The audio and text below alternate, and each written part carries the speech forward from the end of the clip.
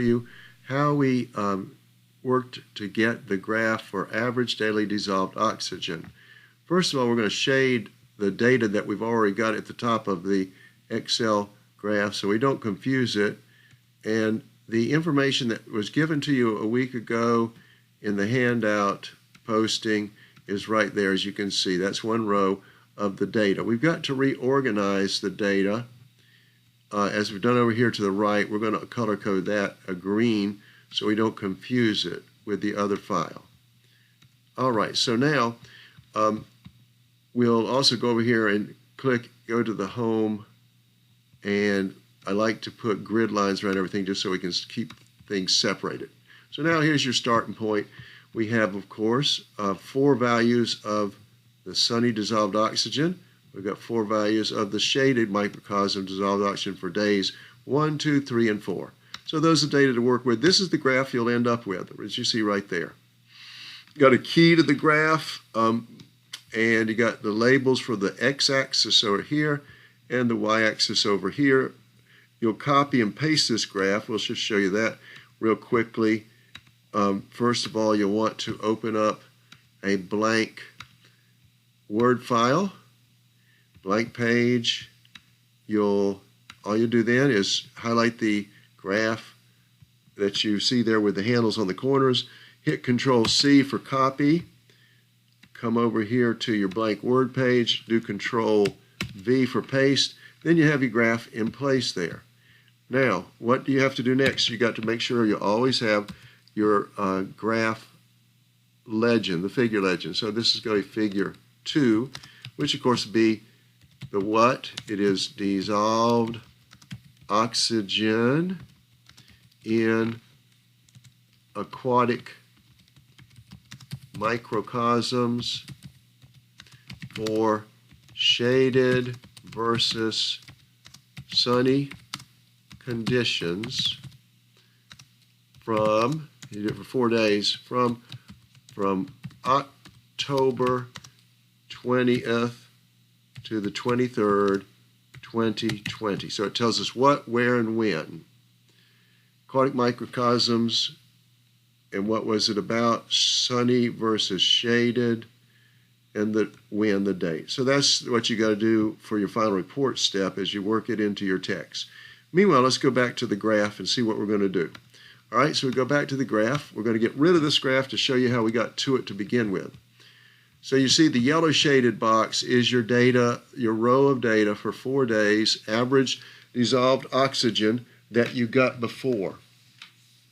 And the data need to be rearranged as we show here to the right. You have 4 values for the sunny dissolved oxygen, which we have right here in this column. We've taken them and gone from horizontal placement to vertical. You have to do that to do the graph. And the shaded dissolved oxygen, 5.26241.5.1. All right, so now you're all set to go on and to begin our graph. We go to Insert. We come over to the type of graph. We're going with bar chart. We're going to go by side column. Now, we have a graph. You want to make it maybe a little bigger to work with. Just get a corner and drag it. Go up to Design. We got to select the data. We went over this morning. You go to the tab here, it says Add. That'll be your first graph. You want to name it for what the data are. So the first one it says up above there we see is the sunny, if we're going from left to right, the sunny DO. All right, we then move down, we get rid of the default equals 1 value series, and we're going to come over here, go back up to sunny DO, and click the first box, drag it down to the 4th one, click OK. There you have your 4 graphs for the sunny DO. Now we go to the Add key again to get the second set of bars. Go to the series name. We're going to call this shaded DO. We go down to series values. We want to get rid of the default equals 1. We come back up here to the shaded DO. Click on the first box. Drag it down to the 4th. Went a little bit over. Didn't cause a problem. Go back and correct it. And now you got your 4 bars for your shaded DO. We click OK. And now we see we're missing a few things. We don't have axis labels. So you want to drag your box out a little bit. Then click in the graph area to make the graph area a little smaller so you'll have some margin to put labels. Now we got to know any manipulations to the graph, for instance, for a symbol key, and remember in Excel, they call the symbol key symbol legends, which is not our science standard terminology, but you got to live with it. So we come over to the plus bar. This lets us do stuff to the graph. Click to the plus, and you see it's got axis and grid lines in it. We also want to get then the axis titles, which are actually your axis labels. Then we want to get included would be the legend. And then that's really all we need. So we see the legend popped up over here. Let's move it to some clear white space, drag it, and we got it. Now we got axis titles, but we don't have their names. So we're going to call, of course, the x-axis, we're going to call the x-axis by that term day. All right, so day, and you can move it upwards a little bit if you want to save you some space when you get to your Word file. So the day 1, 2, 3, 4. Then we're going to go over here. We're going to go over here to the y-axis, and we're going to label that one what it's supposed to be, which is dissolved oxygen. So DI